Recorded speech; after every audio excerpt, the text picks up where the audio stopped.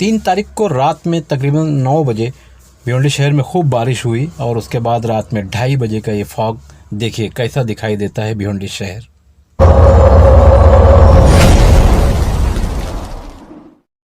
नमस्कार, आदाब।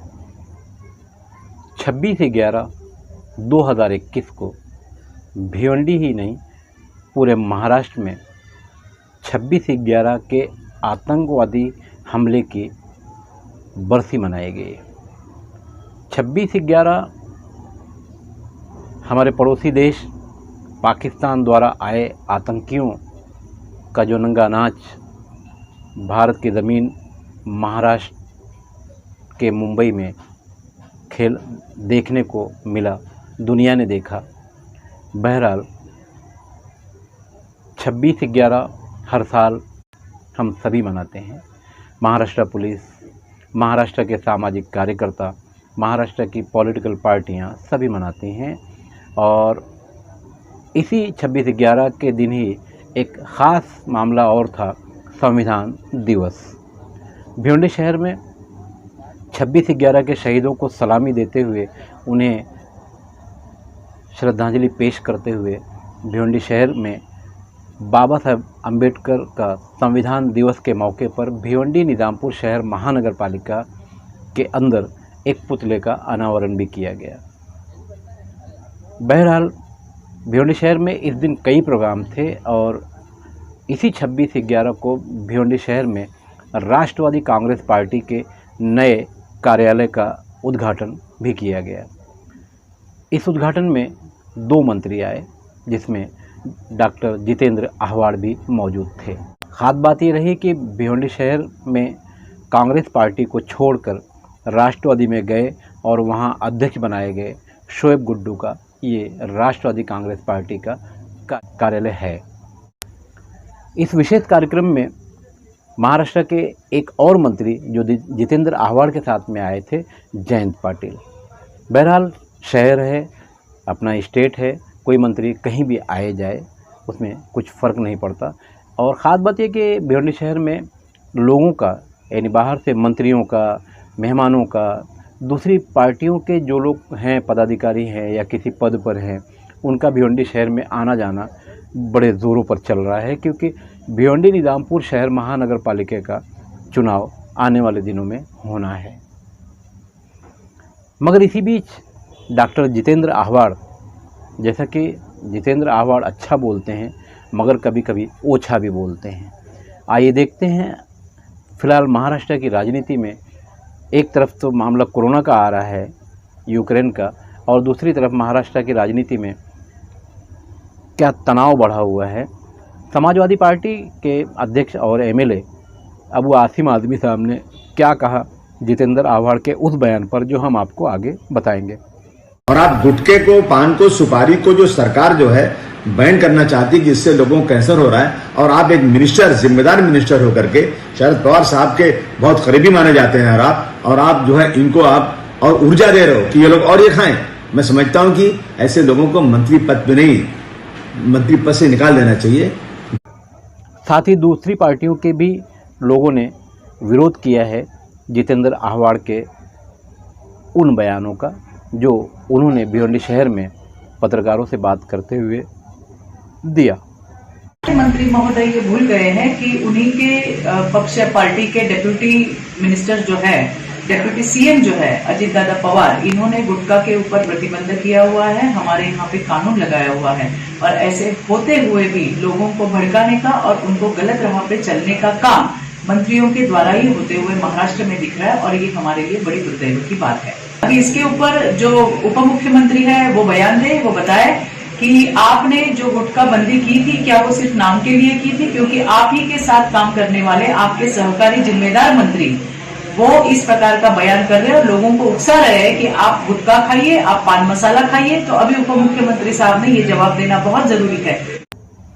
जितेंद्र आह्वाड़ ने ऐसा क्या कह दिया कि महाराष्ट्र की राजनीति में फिलहाल भूचाल आया? आइए सुनते हैं। सभी हमारे अक़लियतों के जो मुस्लिम भाई हैं उनसे एक अपील करना चाहता हूँ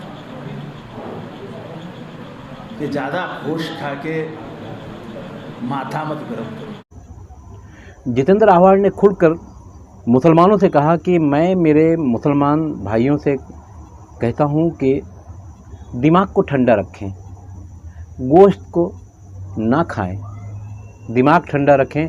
वो तो वही चाहते हैं कि आपका दिमाग गर्म रहे, उसका फ़ायदा उठाएं। अब ये वो कौन है, वो उन्हें ही पता है। अगर वो एक पत्थर मारे तो उनसे कहो कि एक और पत्थर मारो, हम इन्हीं पत्थरों से मस्जिद बनाएंगे। वो एक पत्थर मारेंगे तो बोलना और फेंकना, हम इसकी मस्जिद बनाएंगे। फिर तीसरा बयान उनका, उन्होंने कहा पान, सुपारी, तंबाकू, गुटखा खाओ मगर दिमाग को ठंडा रखो। सर पे बर्फ रखो और मुंह में पान, सुपारी, रजनीगंधा जो मांगता है वो रख लो, लेकिन सर पे बर्फ, मुंह को ताला, कुछ नहीं होगा। अब ये भी एक तीसरा विवाद, महाराष्ट्र में गुटखे पर प्रतिबंध है। अब महाराष्ट्र सरकार जो है फिलहाल जैसे शिवसेना, कांग्रेस और राष्ट्रवादी की है। अब महाराष्ट्र सरकार के राष्ट्रवादी का एक घटक दल, इसके जिम्मेदार यानी मंत्री हैं गृह निर्माण मंत्री, वो कहते हैं कि गुटखा खाओ और मुंह में पान, सुपारी, रजनीगंधा जो मांगता है वो रख लो। एक तरफ सरकार ने प्रतिबंध लगाया है, दूसरी तरफ मंत्री कहते हैं खाओ। ये हो गया। चौथा मामला उन्होंने दिया कि मैंने विलास पाटिल से कह दिया है कि महाडा की जगह अगर आप दिसंबर में दे देते हो तो हम जनवरी में उसका भूमि पूजन कर देंगे। खुला मैदान है, उस मैदान को माड़ा को दे दो, माड़ा वहाँ पे घर बनाएंगे। मैंने आज ही विलास पाटिल को समझाया है कि आप एक ठराव पारित कर दीजिए कि ये ज़मीन हम माड़ा को दे रहे हैं। माड़ा उस ज़मीन को हाथ में लेके, अगर मुझे माड़ा को ज़मीन दिसंबर में मिलती है तो इंशाअल्लाह 1 फरवरी के अंदर भूमि पूजन हो जाएगा। महाडा की जो जगह है भिवंडी में, सिर्फ एक जगह है नदी नाके इलाके में, वहाँ पहले से घर बने हुए हैं। थोड़े से घर जो बाल कल्याण विभाग को दिए गए थे, बाल कल्याण विभाग ने महाडा को 32 लाख रुपया उस वक्त दिया था यहाँ लड़कियों का आश्रम बनाने के लिए, मगर कुछ लोगों ने जब विरोध किया तो ये योजना कैंसिल कर दी गई। वो जो रूम था अब वहाँ जगह पर नहीं है, दीवार टूट गई या कोई दरवाज़ा ले गया या कोई खिड़की ले गया, मतलब मामला साफ़ है। अभी थोड़ी सी जगह में जितेंद्र आह्वान 20,000 घर बनाने वाले हैं। इससे पहले जब वो आए थे और उसी दिन भिवंडी शहर के दीवान शाह क्षेत्र में एक घर गिर गया था जिसमें कुछ मौतें भी हुई थी। गृह निर्माण मंत्री ने ऐलान किया कि हम 20,000 यानी महाडा भिवंडी में घर बनाएगी। 20,000 जगह तो 100 की नहीं है, घर 20,000 बनेगा। मंत्रियों के वादे और दावे, करनी और कथनी में कितना फ़र्क है।